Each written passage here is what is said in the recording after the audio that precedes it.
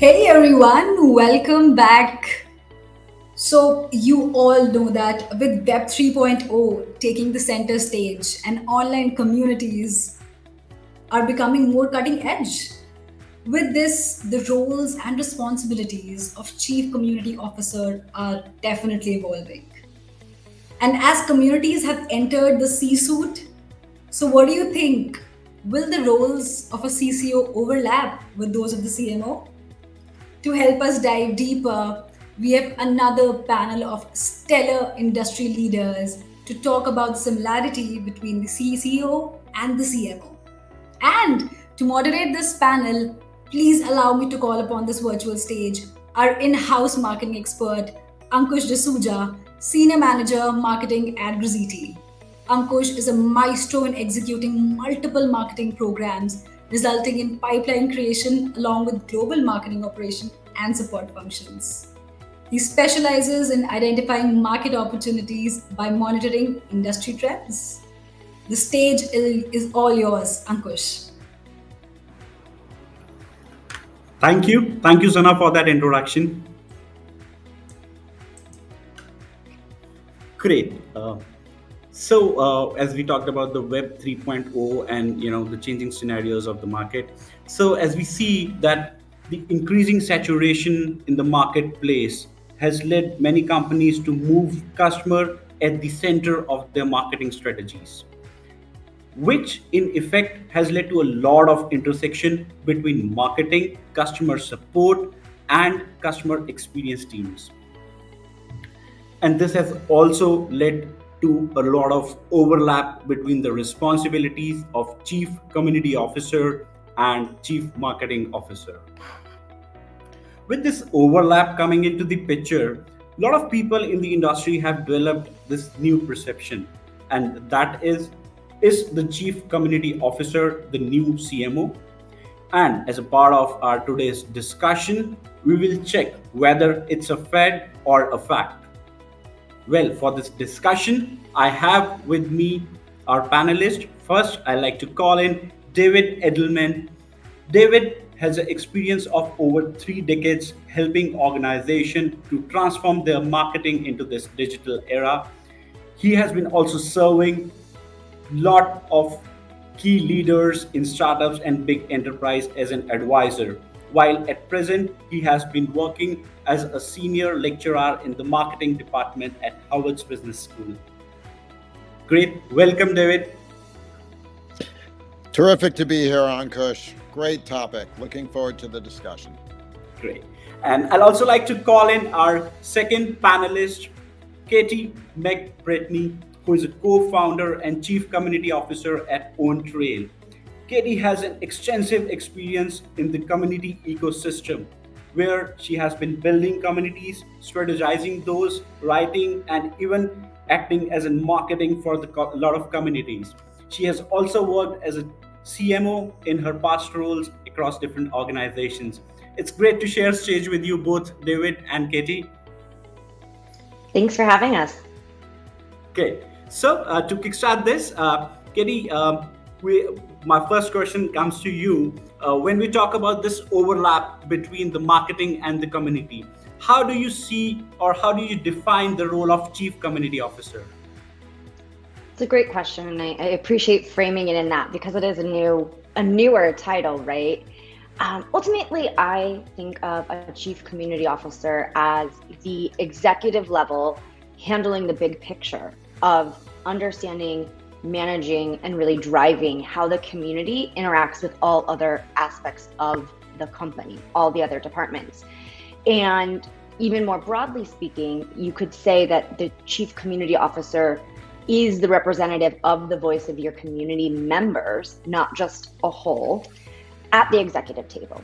And they bring that different perspective to connect the dots across everything from product to sales to marketing to logistics. And really they ensure the community health, right? And that can connect to marketing in so many different ways. But in broad strokes, that's really what the role of a chief community officer entails. Perfect, perfect. David, would you like to add anything here?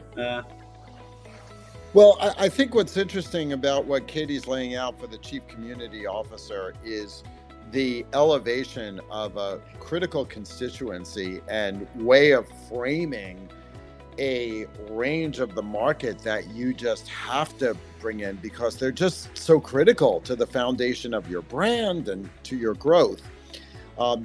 There's a Venn diagram here where I think a lot of what Katie's talking about from the community side is certainly critical for marketing. CMOs have a lot of other responsibilities as well, focused on more tactical aspects of growth, other aspects of research, maybe product development, but even those need to be infused with a sense of how they affect however you define the community. And I think that's an interesting concept to actually think about how you define the community. I mean, is it all users? Is it engaged users? And I think regardless, every company will do it on its own, but regardless, it's a key constituency that marketers have to be on top of. So, David, in continuation to this, since marketing is also playing an important role nowadays in community development in a lot of the organizations, so how can a brand implement community-led marketing growth? Yeah, I think a big part of it is, as I said before, it starts with defining who your communities are. It's not necessarily a single monolithic thing. It could be different segments of users. It could also be channel partners as opposed to end users. I mean, there's different kinds of ways of structuring how you're thinking about communities. So brands have to first start with saying, who are they and how do they differ and what do their needs differ? I think the second way is saying, okay, what do they need from us besides the basic products and services that we're currently providing? What do they need in order to get the most value out of their relationship with us? But also, what can we do to help them connect with each other to learn and grow and build their own communities and networks? And then lastly, what feedback, what do we want to hear from them and what do they want to tell us so that we can enhance what we're doing? I mean, nobody's perfect. You're not necessarily satisfying doing everything right. So what are the frustrations, the unmet needs, all of that we've got to make sure, as Katie said, we're pounding on the table back at the C-suite saying our community is telling us this. So you really have to dive in and understand communities as a very important segment that has a different way of looking at itself if they feel that they're part of a community as well. Katie, I'm sure this is stuff you live every day. Yeah, I mean, you, David, you hit so many good points, and I like to sum it up. I like to sum up the value of community in the way that we approach it, right, by elevating it to this level as this idea of value add instead of value extraction. And that can be a really useful lens through which you can apply to all different kinds of tactics, like you mentioned many of just there. Okay, so Kitty, why not, we have your thought about how a brand can implement marketing-led community growth as a vice versa, because these both are such an intersection that there's a lot of dependencies with the changing landscape inside the organizations. So your thoughts or your points on that? There's no one right answer. I think that's the big takeaway and something that you'll hear David and I say to no end in this conversation is that it depends, right? And I think fundamentally it starts with aligning the marketing and the community roles and responsibilities and teams within that organization, right? Understanding areas of overlap versus areas of ownership and saying, where is it a dependency on marketing? Where's it a dependency on community? And really who's leading what charge? So when you're thinking about community-led growth and marketing-led growth, you could say everything is community, everything is marketing, everything is product, all of the above, but really being able to carve out swim lanes and areas of ownership and knowing who's leading the charge in different ways. So for example, and this is how we do it at my company, OwnTrail, we don't have a CMO. We have a chief growth officer and a chief community officer. And together, the roles of all of our marketing functions and tactics get executed based on different top level strategies that all drive to different types of growth and health, right, for the business. And there's lots of different ways to structure, but first thinking about, are you leading with marketing to build a community, or is community what's going to drive your marketing? What do you currently have? What's your bird in the hand? And how can you use that to buoy up and build up that other channel, right? That other team and that other function of the organization. And a lot of times people think, oh, I need to start with community. It's not always right. Not every product and company should start with community-led growth. Often they should go with marketing. And understanding that dynamic interplay, they're really two sides of the same coin, and you need to identify where you have the strength and capacity current, and where do you envision that growing as part of your broader long-term strategy? Yeah, just building on something Katie said that triggered a thought. I think it's important to think about the relationship between marketing and community, of whether it's hub and spoke, or whether you're actually creating a circle of which you're a part of. And hub and spoke is a bit more basic marketing, where you're sending things out, you're getting things back, but you are in the hub, and the entities along the spoke are not really connected. The important difference in community is connecting those people, ultimately they're people, into some kind of circle where you can create the forum in which it takes place. You can provide support to it as questions and issues come up. You can probe it and stimulate it and try to get it going. But the notion is that there's value that's being created crosswise for members of the community by being involved with each other. And as such, as that's happening, you as a marketer can reap the value by understanding what they're doing, what they're saying, what feedback they want to give to you, questions that they have. And you can also market by throwing out stimuli to that community. And it could be content, it could be questions, it could be contests, it could be all kinds of things that get them engaged with the brand.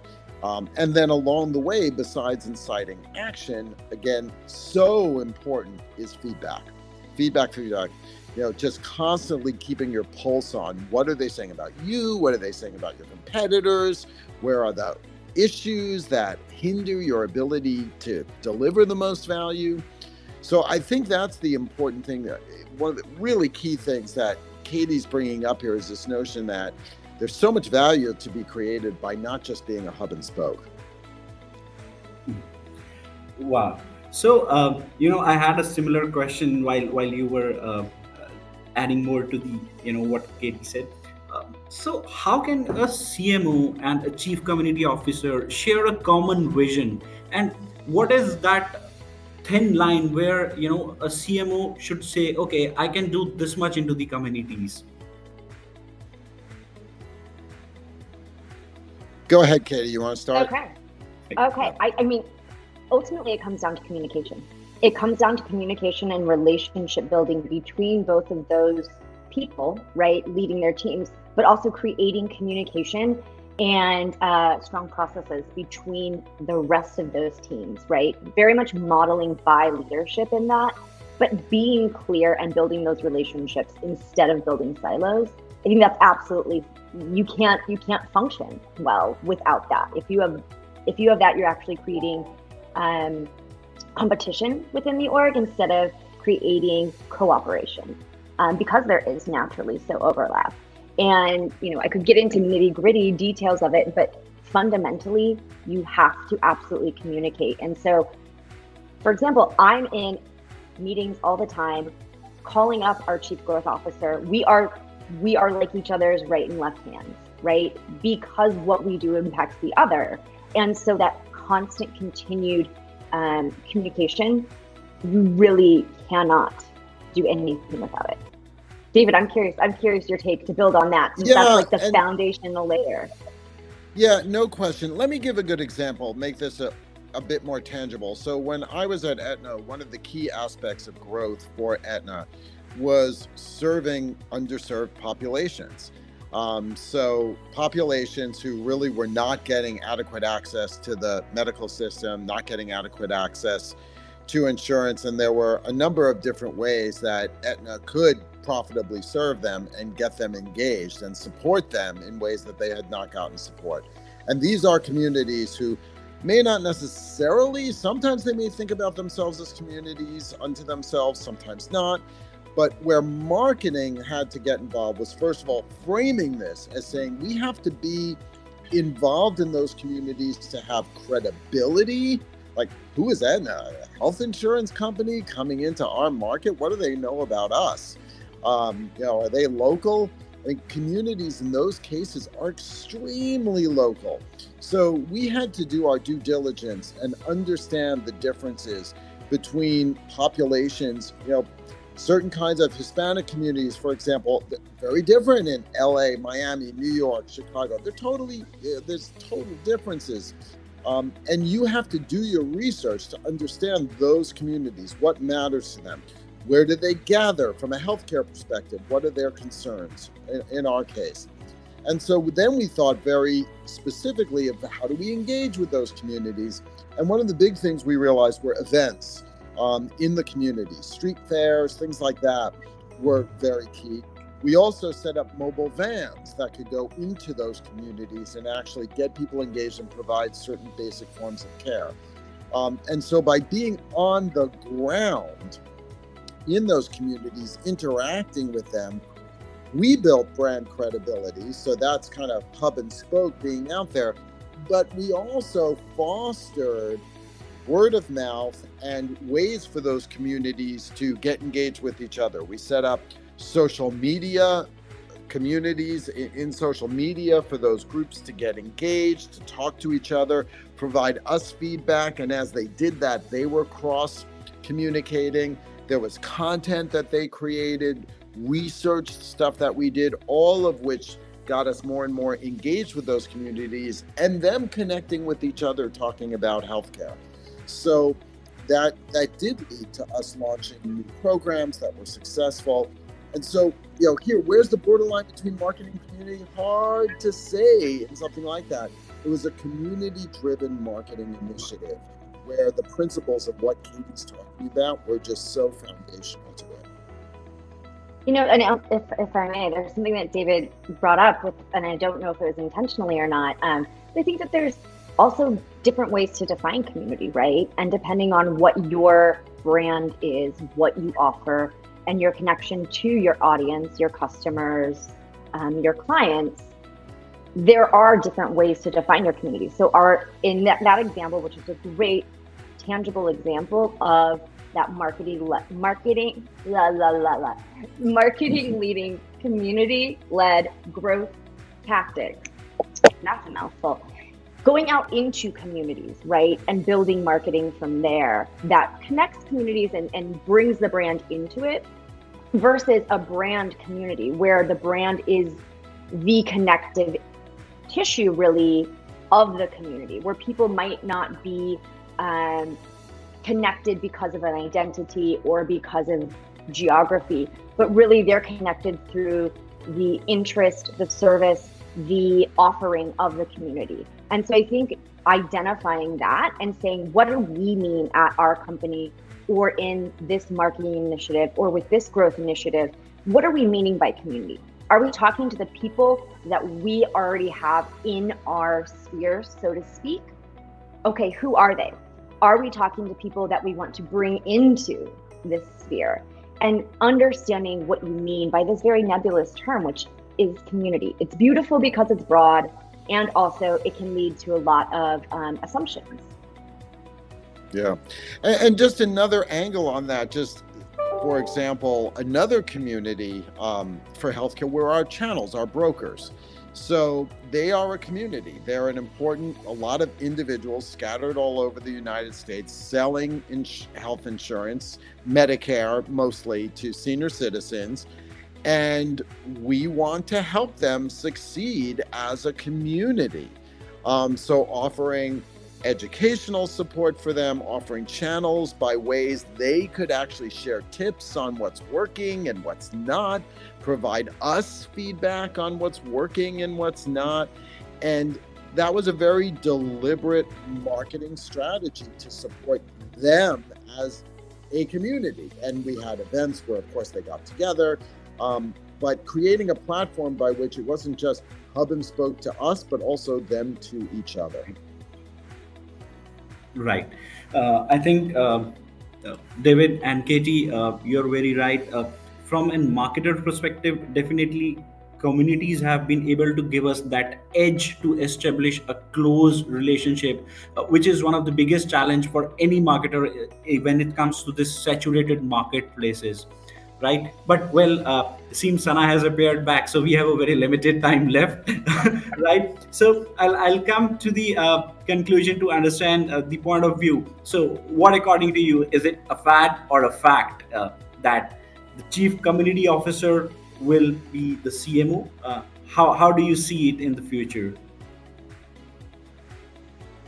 I'm going to say I hope it's not a fad. I don't think it's a fad. And I think what's more important is to think of it as a time of critical thinking change. And knowing that I don't believe that it will be fact that CCO is going to replace CMO. I don't think it's trading one for the other. That I will state as fact. And so for the future state, I think we will see an increasing trend of executive level community roles in collaboration with a CMO role. And that will look various different ways. In many cases, it will continue to be a chief community officer and a CMO. In other organizations, it might not be. It might be one with the other reporting to. And I do think, though, it is a fact that chief community officer is here to stay. And what's to be determined, and is very exciting to see how it will play out across different sectors, across organization sides, and across B2B versus B2C, is really how it gets embraced into organizations to add value in collaboration with CMO. Yeah. And I think we're also just seeing so many different changes in the CMO role. I mean, as Katie mentioned in her company, having a chief growth officer that combines sales and marketing and not having necessarily an official CMO. There's chief customer officers, there's chief revenue officers. I mean, there's all kinds of combinations now that still have a lead marketing component within them, but maybe not exclusively. And so there's many different morphing. I think the important thing with chief community officer and the concept is somebody with that title or not, really driving responsibility across the company for managing a constituency in a way that's not hub and spoke. The brand connecting them to each other, adding value, and in doing so, enriching back the brand, getting feedback. But it's that shift from hub and spoke thinking to really enhancing the value of the circle that is no way is a fad. That's definitely something that's going to just keep growing. Great. I think we can continue with this discussion at least for a couple of hours more, but looking at the time with us, I'd like to apologize to our listeners that we are not able to take your questions at this point of time, but we'll make sure we reach out to you back over an email post this session and the event. Thank you, David, and thank you, Katie, for the insightful session. It's pleasure again, having you as a part of Community Refocus 2022. Thanks so much. And that's what you call a gripping. That's what you call a gripping session. Thank you, Katie, David, and Ankush for sharing your snippets. Thank you. Thank you. And I'd like to remind everyone that our subject matter experts are available in the lounge area and the booth. Please feel free to catch up with them one-on-one. Next up is the panel discussion on driving true community value with women leaders. So we'll see you there.